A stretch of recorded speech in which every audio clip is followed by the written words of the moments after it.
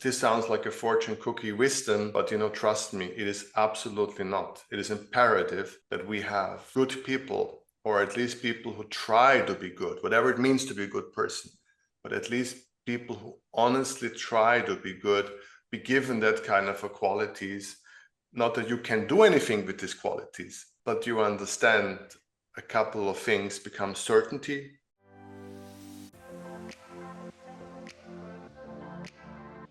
Welcome to Holistic Healing Podcast. I'm your host, Luam, and today I have Philip with me. He is a meditation teacher, spiritual leader, and entrepreneur for 30 years. Welcome to the show, Philip. Hello and welcome. Hi.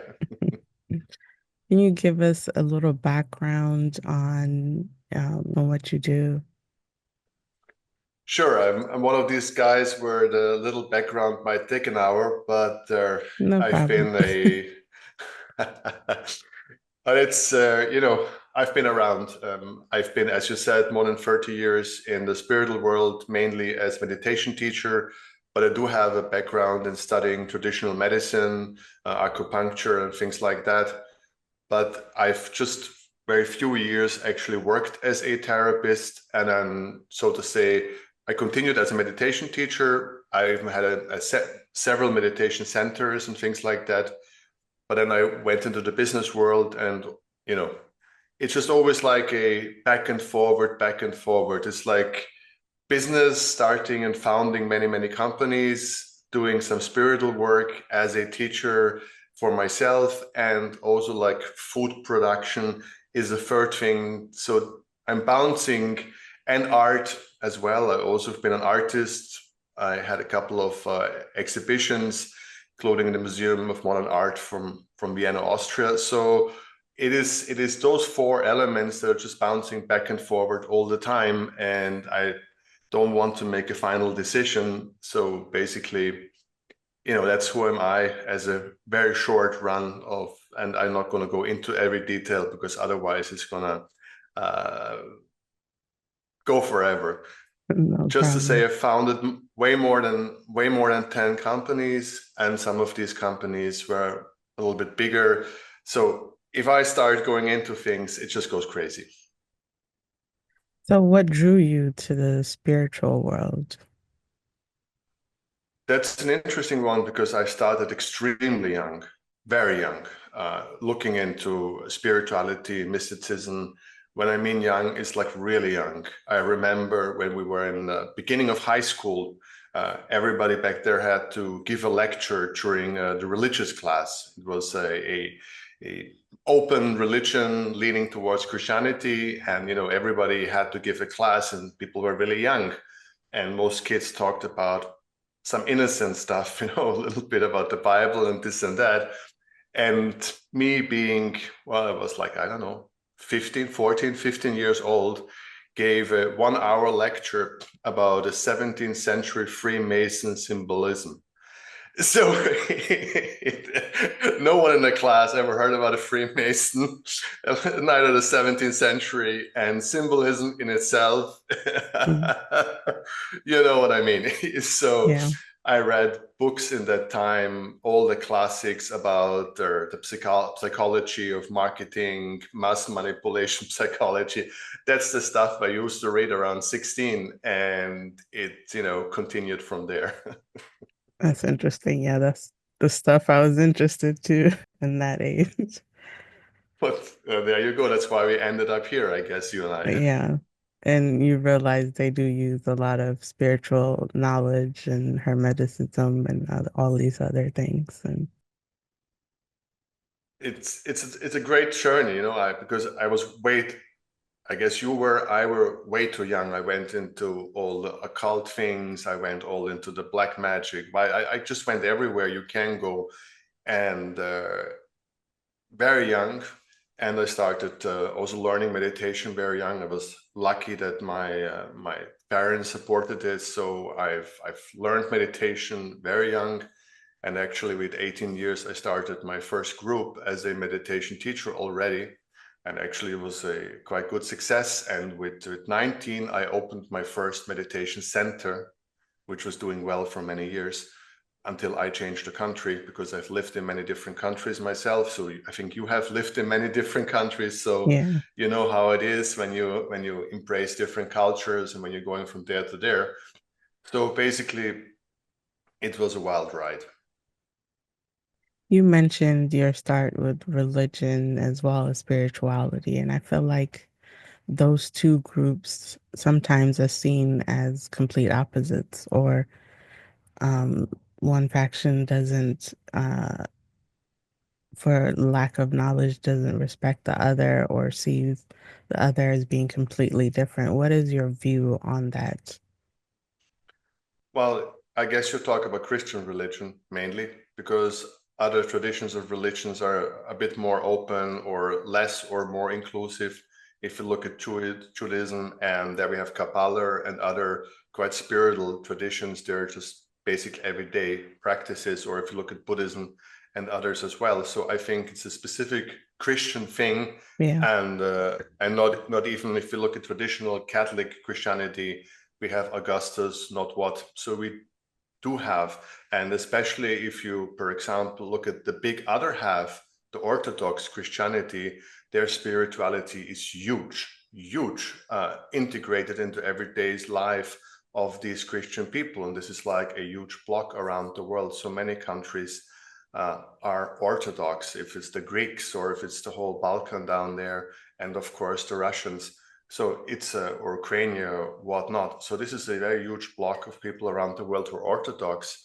And I can tell you, which is fascinating to me, if you go into these Orthodox country, first of all, the priests can marry. I'm sure you know that, and so it's a whole totally different vibe from the start.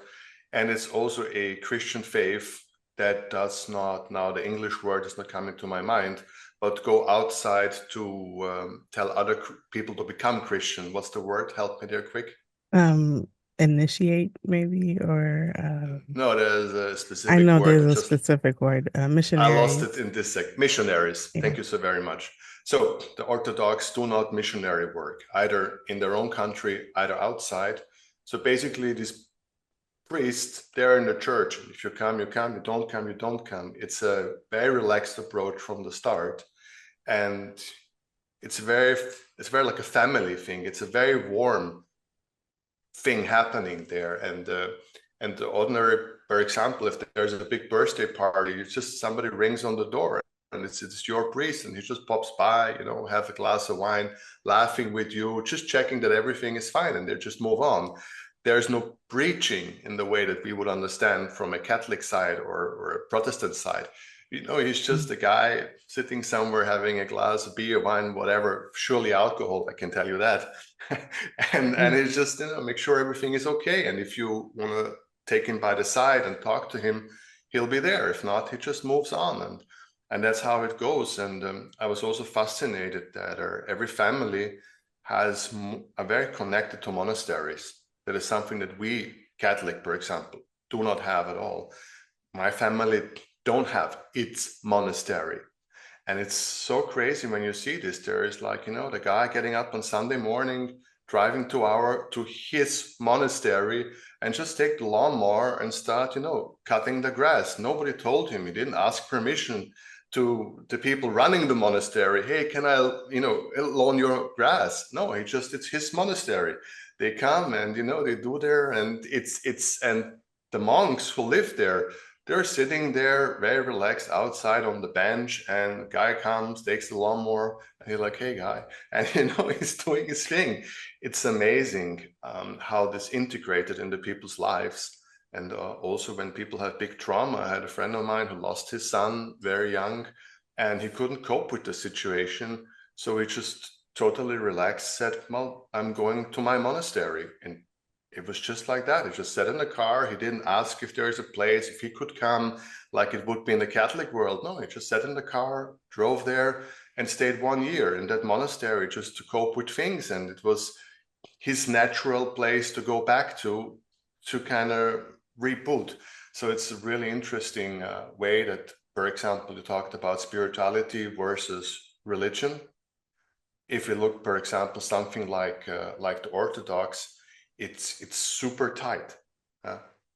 when we look at the Catholic world where I'm from, it's basically the total opposite. So yeah, it really depends. That's good perspective. I didn't think about it like that. I'm from a country where all of these religions, Catholic, Orthodox, Muslims, and Jewish people coexist pretty peacefully. But I didn't think of the spiritual aspect in these other religion as opposed to Christianity.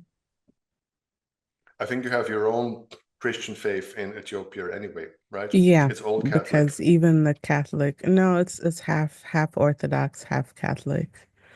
Um, and they both are kind of similar in a way. When you mentioned the Catholics don't have monasteries and things like that, they do their No, no, no. Catholic have huge monasteries, oh, but these are Catholic. like huge monasteries. Hmm. In my country, they own a quarter of the land, but it's a huge business. The Catholics are a business organization. All this is about money, money, money, money. That's all that they care about. And our monasteries are gigantic, man. It's a huge buildings. They have vineyards. They have food production, and they're the biggest renter in my country because they have such a vast amount of property. So a lot of people are renting their land where they built their house, or from the Catholic monasteries. But they are not places of healing, not places of spirituality. They're not places. They offer even silent retreats or things like that. But again, they have a website, there's a booking, and you go there, and there's most likely somebody hired, like, I don't know, like all-inclusive monastery guide. And it's a business thing. It's the total opposite of a Orthodox monastery, which has definitely no online booking. Yeah, the reason I mention that is like when I get around some spiritual people, they kind of denounce or look down on religion. And I feel like those two things are not really that separate. They're kind of intertwined. And when you get into spirituality and deeper into spirituality, if you don't ascribe, at least ascribe to a higher power, whatever you want to call it, God, universe, whatever it is, you can kind of get into darker sides of spirituality and maybe not respect other people as much and get into your ego.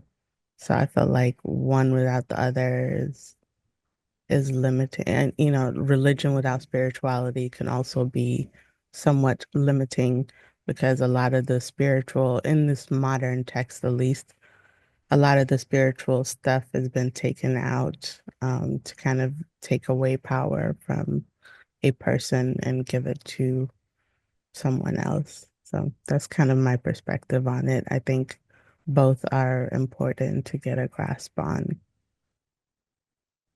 It's one of my favorite subjects to talk about because there is definitely something called an organized religion or any kind Yeah. of organized spiritual journey where you're part of a group and there are rules and there's usually a guidance or something to follow or something to submit to. It is a very specific setting, but you also have a guarantee that the end of the light, the end of the tunnel, there is a light, or the end of the road, there is a light. That's how it's supposed to be. And so that's works great for a lot of people. But if you're a free spirit, spiritual seeker, if you want to find the light on your own account, if you want to go out there and have the full experience, that the way I see it, because if you go out there, you don't know what you're going to find. If you're going to find something, you're just, searching honestly, and you discover yourself on the way, and you might make some friends on the way or not, but it is the raw thing. But at the end, if you manage to get the light, you have your own personal direct connection with the universe. So you get it unfiltered. You don't have a priest or a monk or someone in between you, or a guru or whatever it is in between you and the light. So you tap into the source yourself. And that, of course, is a huge reward where a lot of people, yes, as you said, maybe some people are arrogant who go that path and think that they're better because they ultimately don't have somebody between them and the light. Mm. And some people who have found the light, maybe some of them could be arrogant, but most people that I've met who found the light or are somehow connected to the source actually are very humble people as far as I've had the privilege to meet or talk to, and they very usually have a lot of humor, have a lot of self-sarcasm, and become very humble by this experience. And most of them make the point that they have discovered on their journey how crazy connected we all are with the planet, with the animals, with nature, and how we all like one thing. It's like one octopus and all the little fingers, and these are all the humans in the Mhm. world, and they're part of one body. And this is what I usually uh, come to understand, that it's more like a shock how not individual or narcissistic or like a person or like it's me, Mhm. it's all falling apart and it's just like a VVV. And that's a quite humbling and horrifying experience in one way or the other. Yeah, I think it's important to form your own connection with source or whatever you want to call it. But not everybody's ready for it. That's I Yeah. keep saying, because whenever I have a conversation with those people who are like looking for it on their own account, I just always say not everybody has to invest the time. It's like very time consuming. I spent 3 years basically doing nothing else than having deep meditation. I had the luxury of having the money and having the place and having the time to just basically 3 years just sit and meditate and do yoga all day long and just really work on myself like crazy. Who has that kind of a luxury to just stop life for 3 years and just do that? That's a luxury. And also it's scary because you have to first do so much inner work. You have to clean up so much inner stuff so Mhm. you can see the light. Not everybody want to do that, and I have full respect for it because it's not an easy thing to do, to look so deep inside yourself. I have respected as well. And generally, if it's a good, kind religion, if it's a good priest, if it's a good guru, if it's a good person that you follow, that you give yourself to and commit, interestingly enough, it's a very deep spiritual awakening because you also have to submit yourself to the light. Otherwise, you will never conquer the light. The light chooses to present itself to you, and you have to have a very open and kind heart to receive the light. And if you commit yourself to a church, to a community, that's also a very similar act, and that also opens the channel to the light through a different means. So this is a very specific technical thing. And as you said, the dark side, I can tell you, if you try to get the light, you will never get it. And it can be deep frustrating experience if you seek out, if you fight so hard to get connected to the light, and it just moves further and further away. People can turn bitter, people can turn dark. Not everybody manages it, and then people try to find shortcuts. It also takes the time it takes, and no one can tell you if it takes 2 years, 5 years, 20 years, 50 years. No one can make any prediction, and some people lose faith along the way and lose the trust in the light along the way, and then they turn dark because they get much quicker. And turning dark in that specific perspective, just please understand me correct, in that specific setting, they might turn to drugs or hallucinates or other tantristic things, which are totally okay on the good side, but as a way of shortcutting, it's a bad thing. Or they go even darker and try to connect themselves with bad spirits and things like that. There's like a lot of way to go dark and just get some kind of power or some dark light or whatever you want to see it, just to get some experience. So yeah, I feel sorry for the people who didn't have the power and the energy to go through to find the good light, but there it is. Yeah, it's a lot of work because I realized I've always been a seeker, and I realized in the last couple of years what has been blocking me from making that connection. And it's like all of these, I call them dead weights in your auric field from physical, mental, emotional baggage, traumas, and all of these different things that are kind of holding me back from tapping into source or spirit team or whatever you want to call it, my heart.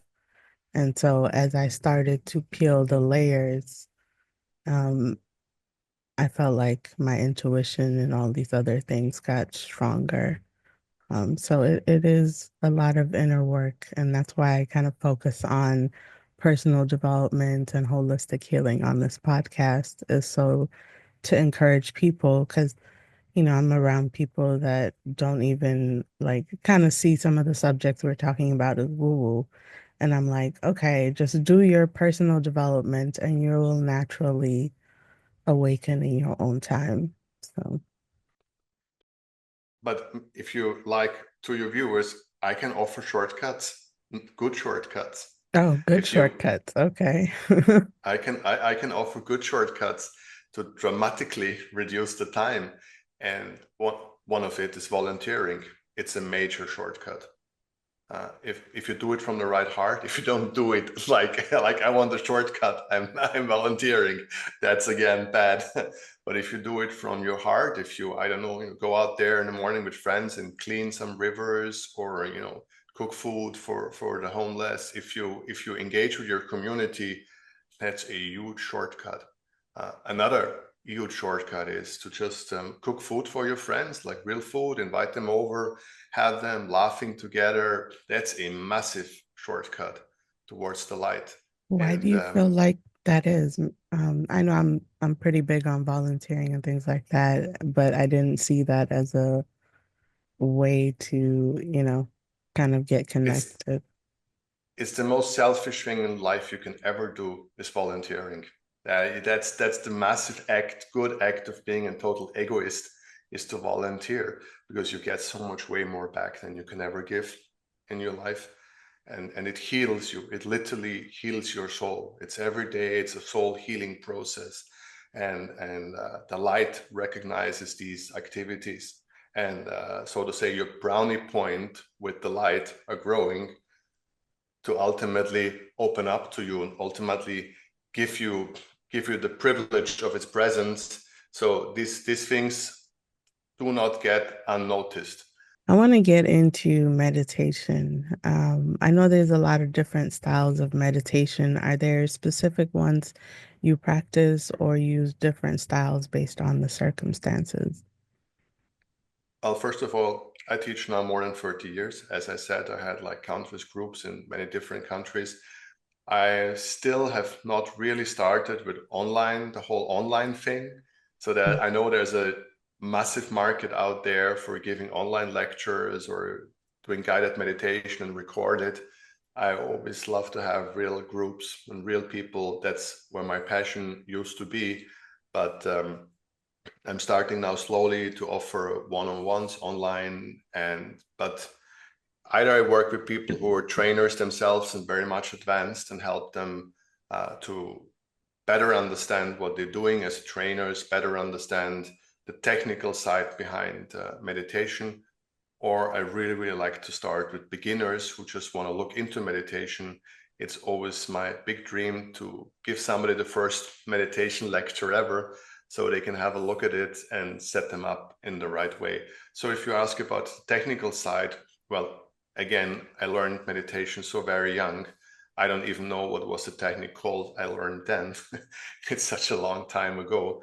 And I pretty much developed my own way.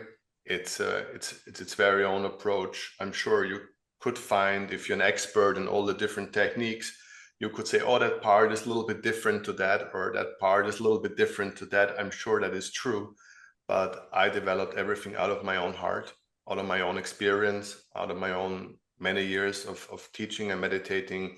I work a lot with energy, a lot of energy pulsation. So do others. I'm very big in energy. Of course, I do chanting as part of the 1 hour program. So but I would say the main focus is on energy pulsation, energy rotation. I think that is a very big part of my meditation teaching. And I don't even have names for it. I've What did do it for you, such a long time. yeah, what do you mean by energy pulsation and rotation for some of the viewers who are new to this information? And I say it doesn't matter how you see it. If you do not believe in chakras, if you do not believe in energy, it's super Mhm. okay. It doesn't matter because it works anyway. And if you believe in all of this, well, you know what? It still works. So that's the good news. It's either you see it as a very small muscle contraction that you basically put energy inside, and people start with like making the muscle stiff, then they're releasing the muscles. That's how you start. But in the end, you don't see anything anymore because we can feel, is it purely muscles? Is it muscle memory? Or is it energy, as the people in Asia would believe, and as I believe, Mhm. that this is energy? And we can also have in neuroscience now some measuring and some things and a lot of fancy ways to say, oh, it's true. I know it's working, and that's all that I care.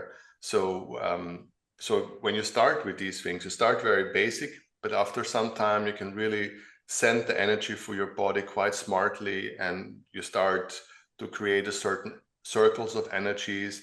And then you can do this with others, partner techniques where you send energies back and forward, create energy circles, and that slowly activates the chakras, which is important that you clean.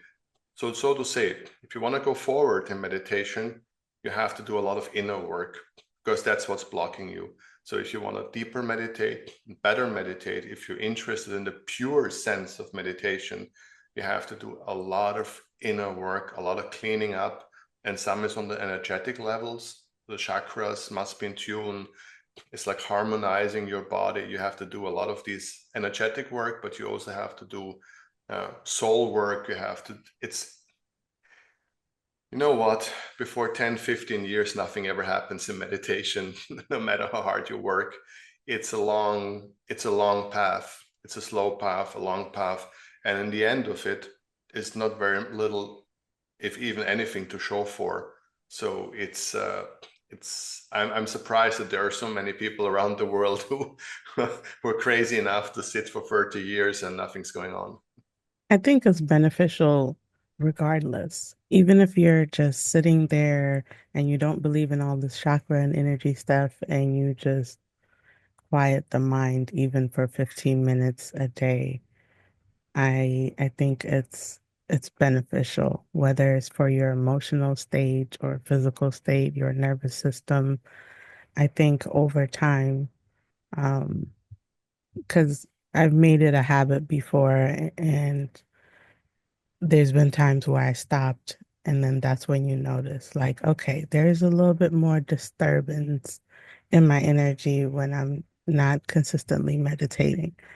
So I think even if you don't, with one of those things, even if you can't get to those deeper states like the monks, or, you don't know any techniques or visualization and all of that, I think it's still beneficial to sit still for, for an extended period of time and just kind of clear your head or go through some thoughts, however you want to do it. Because some people say it's not, you know, the whole point of meditation is not to clear your mind. And then some people say that is the point. And that's why I like to ask people, what are you aiming for when you're sitting down to meditate? Because everyone has their goal or how they meditate.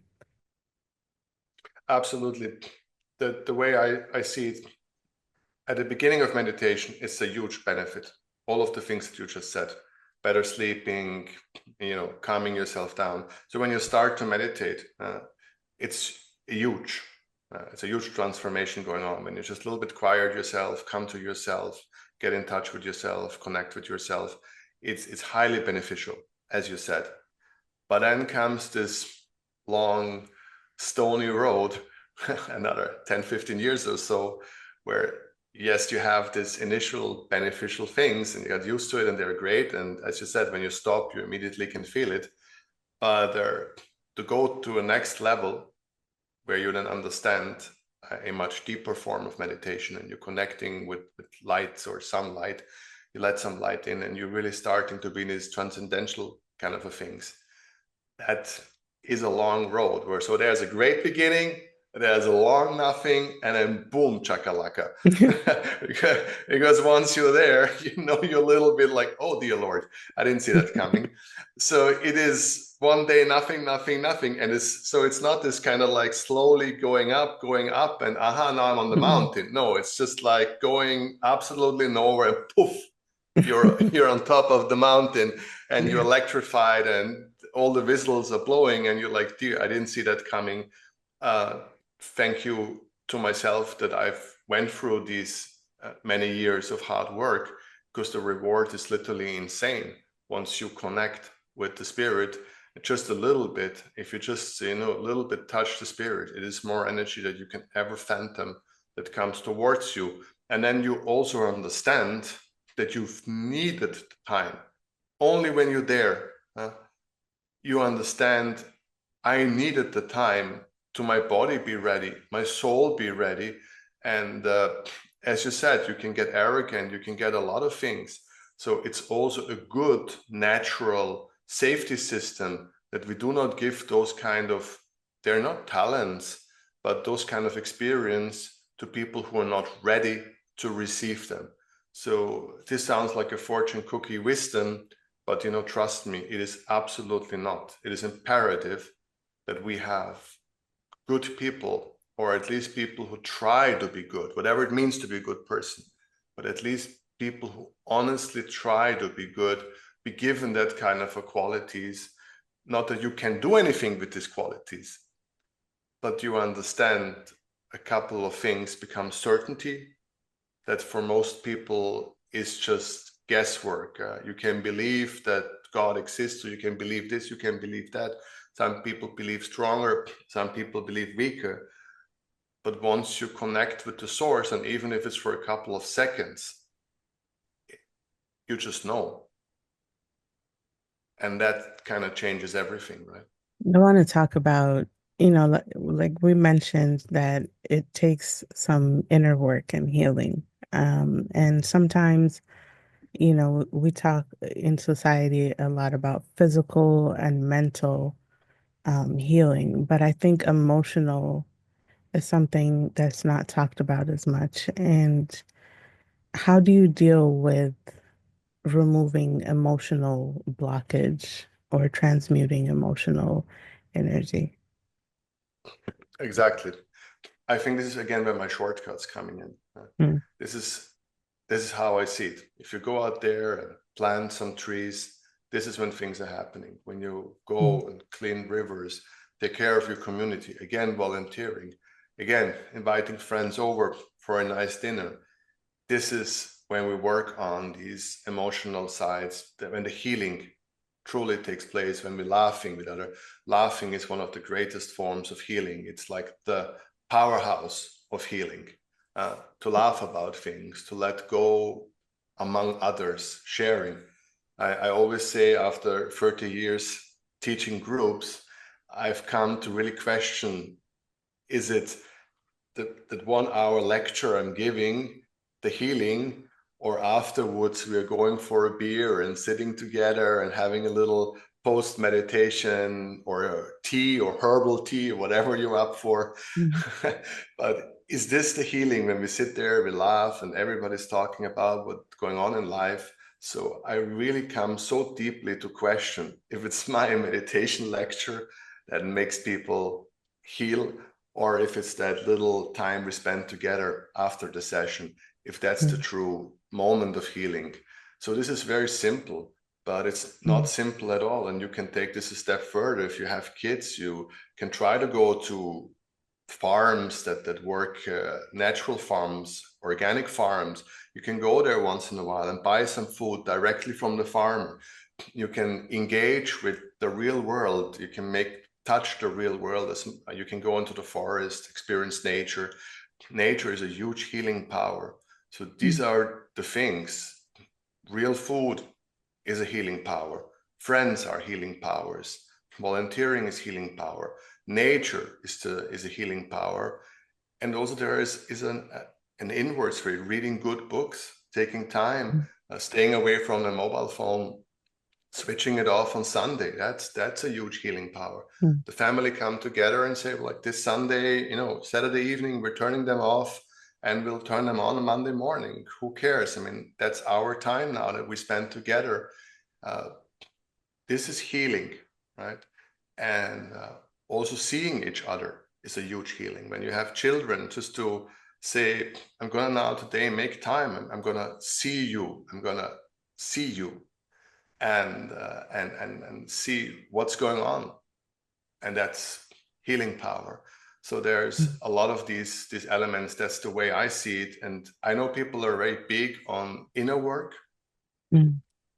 and I understand this obsession with inner work. People are big on inner work, and that's great and it's good, and I've done it like for a really long time.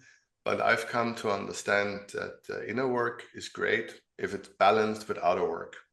So there has to be a balance between reading a good book and looking yourself in the mirror and trying to understand some things, and then going out there and plant 5 trees or make a small orchard if you can, if you have the space, or uh, go to some organic farmer and spend the time there with them and ask them if they need a hand or something, and just buy some honey from them or whatnot and then bring it home.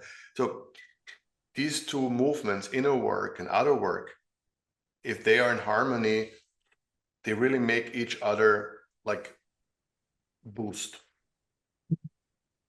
Yeah, that's a good perspective because sometimes the spirituality gets into toxic positivity, and I struggle with um, that transmuting energy because I sometimes I feel like the advice is to ignore some of these emotions. And the way I see it, I like to feel my feelings and get to the depth of the emotion so I can transmute it out instead of just like layering it on top and or like hiding it and then just having it layer over time and then you kind of have an outburst or something like that.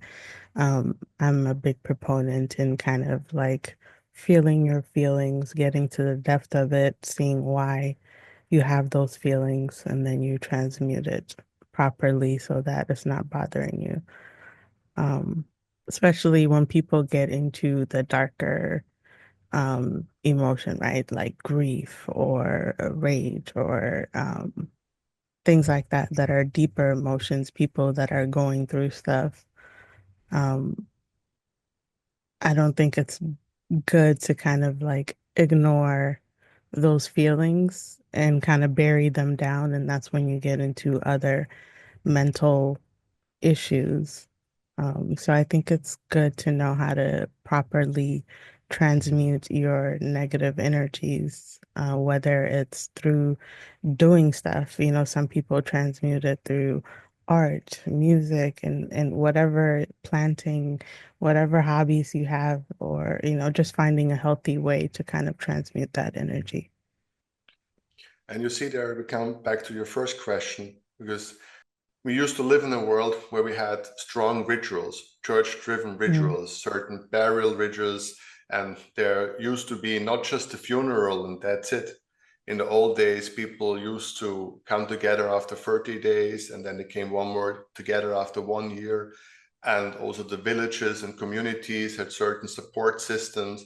So in the old days, when we were run by religion, we had very good structure built and a good support Mm. system built to deal, for example, with grief. It was they had a mass after so many days, and they one more time could reflect and so forth. There was a very good support system. And on our modern days, we just don't have that anymore. We are left alone to deal with it on our own. We just don't have the system, and people don't have the time or don't make the time. And it's just, as you said, if it's not addressed, it accumulates, and that's the danger. Because yeah, it is not, again, the church is not only bad or negative. It used to serve a big purpose, that now we have not found new ways or new techniques or new solutions to address it. So we're left on our own to deal with it. And that's basically not as easy. If you deal with grief by yourself and not have a whole village to help you with, it's, look at Greece, for example, when your husband dies, you basically sit there and the neighbors come. Again, nobody's asking you. Of course they're coming. They bring in you food. They bring in your things, and there's a whole support system all around you. And there's love from all sides and understanding. And you have time to cry, time to talk. You're not left alone. It's the neighbors just show up. I mean, it's just like that. Nobody would ever bother to knock. It just come because they know you can't be left alone. You have to have family now, you have to have friends, you have to have the village. And after 30 days they come back, and it's a process, and this helps dramatically. But we know we lost this process, and we're just sitting alone in the room with grief. And if we're lucky, if we have family to have a little bit time, but how much time do they give us? We're lucky if we have friends, but again, how much time can they give us? So it's maybe one conversation or two conversations, but basically we're left alone.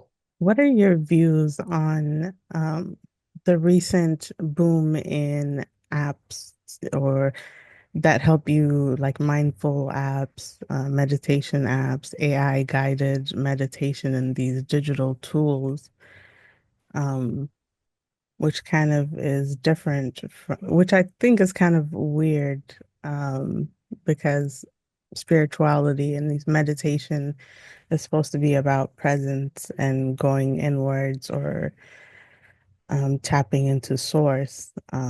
So I think it's kind of weird to bring the digital aspect to it. But what is your perspective on that? Maybe a couple of years ago I would have the perspective, but now I'm becoming quite liberal. First of all, I'm starting to give one-on-one meditation lectures myself, so it would be hypocritical to say anything against it. And I'm interested to see how it goes. Maybe invite me back in a year or so when I had a lot more clients, and then I maybe can tell you from my one-on-ones how it is to meditate with someone being on the other side of the world. Because I only done it live, I can see how they're breathing, I can see their body posture, I can see if there's something with the muscles going on. These are all very important elements of meditation, and especially when I teach people how to do pulsations, it's good that you're in the room and you have your eye on the clients. And as I said, I think the great value of my meditation groups is that we go for a drink afterwards. Sometimes it's not mandatory. Not everybody's coming every time. And so many times I am not coming. So the group is going on their own for a drink, but I know they're somewhere sitting and talking and chit-chatting. And I really believe that this is a massive element, if not the biggest element of healing. So all of this, of course, for an app, again, we're being alone at home, we're being in bed, we're listening to the guided meditation, and I'm going to record guided meditations now. So yeah, I'm doing it. So I cannot speak against it. And it's good to have, as they say, it's always good to have a drop of light. Better to have a glass of light, but a drop of light is a drop of light. It's better than no light at all. And that's kind of the way I see it. So I'm looking into it now myself. But as a person, I mean, I'm constantly talking about cooking real food and inviting friends. So I guess you know where I'm standing.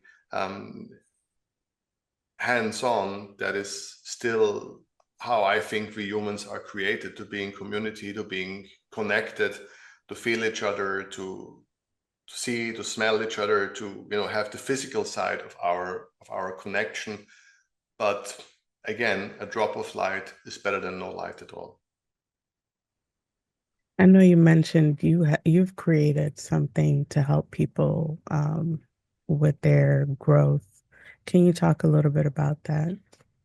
Oh, sure, right. It came out of a necessity that I've seen so many people struggle with consistency or struggling with self-motivation, and doing sometimes the work can be a long, lonely road, even if you have a therapist, or then you change a different therapist, or then you work on yourself, you do it with books.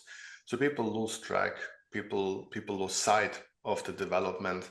And so I developed a very simple tool that is basically you just have a board, and it's a beautiful wooden object. You can look it on my website. I hope you'll put the links down here. And you just put one stone after each and every session, or after each and every day that you've did this or did that. So you choose the way it goes. It's very beautiful. You touch it and it grows layer by layer, and you visually see how your progress moves on, and it keeps you motivated. It keeps you a little sacred place, and you can will be proud of it when it's growing. You can be sad when it doesn't grow so much. So it is like a little bit of a mirror of what's happening inside you. It's a beautiful little thing, but it can become very meaningful if you give it meaning. This is totally your choice how much meaning you give this object, but it helps a lot. And it's so funny because I developed it for spiritual development, and I have so many friends now who have children, younger children, and they now said, "Can I have it? I want to put it on the kitchen table." And every time the kid makes its bed, I'm putting a stone. So it's becoming a bigger cell among parents trying to work with kids in a good way, to just visualize things. So I'm thinking, if I'm selling so many more to parents, then maybe I should change its purpose. But it's such a simple object, a beautiful simple object, and very designy, very nice looking, from wood, from very natural. I make it myself, so it's a wonderful thing, and you can use it wherever you want and need meaning, whatever you want to track as for yourself. It's just a thing totally for you, and it's a beautiful thing. Check it out, and yeah, leave me a comment what you think, and get a lot of different comments, and I appreciate each and every one of them. Does it allow you to track like multifaceted growth, or is it more like one thing? It has different layers, so you can really tune it the way you want to tune it. And the stones have also different colors if you like. So you could do a lot of it. It depends which kind of personality you are, how you want to shape it, how you want to twist it. That's why it's such a simple layer that you can create anything with it. It's your place, and it's a physical place. It's not an app. It looks very beautiful. It's from wood. It looks lovely, and but you make it. It's you make it your own. I did it with my hands. I produced it. I made it. But then you're the one who. I mean, if you feel like I can grab one and show you. I mean, I have it standing on my desk. So if you feel like to see how it looks, Sure. right? Let's see. There you go. That's one of the. I don't know if people can see it. If it's. Is it in the video? Yeah. And you see, for example, you just go layer by layer, and you just fill one layer at a time. The way you grow, the way the object grows, and can go higher and higher, Mm. just exactly how you wish it. And we also have stones in different colors. It's I think a lot rather nice, and yeah, it's helpful, and people like it. People use it. It just on the market for like less than a month, and so far I couldn't be more happy. Cool.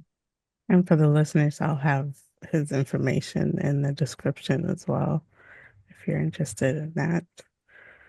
I thank you, Philip, for this lovely conversation. Before we close it out, is there anything you want to leave the listeners with? Well, as you know, this is I'm a podcaster. I do like tons and tons of recording. So this is my first time being a guest. So it was a very interesting experience, because I still have always the panic. What's the next question? What's the next question? But I didn't have to, because you're the one who was asking the next question. So it was for me an amazing experience being a guest, and not the one hosting. So I it you made my day. Thank you so very much. Well, thank you. Yeah, I struggle with the same same thing. It doesn't matter how long I've been doing the podcast, there's always that, wanting to make it perfect. So you're constantly juggling between listening and figuring out the next question or the next direction. I'm with you. Yeah. Well, thank you, Philip, and thank you for the listeners for listening. All the information will be in the description.